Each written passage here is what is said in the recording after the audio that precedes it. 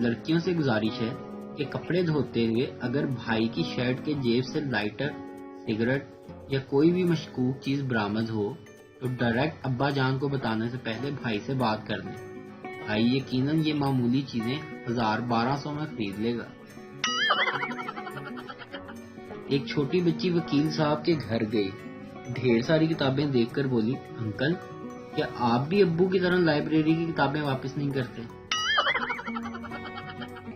پاکستان میں بڑا نوٹ کھلا کرانا بھی تقریباً بھیک مانگنے کے برابر ہے۔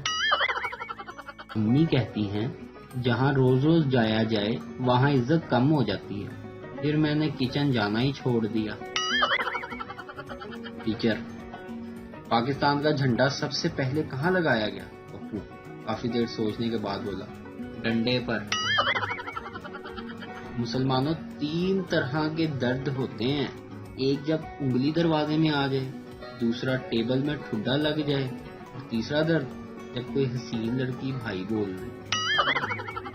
افریقہ میں ایک کالے لڑکے نے ایک کالی لڑکی کو اندھیری رات میں سمندر کے کنارے بڑے رومانٹک موڈ میں پوچھا، جانو کدھر ہو؟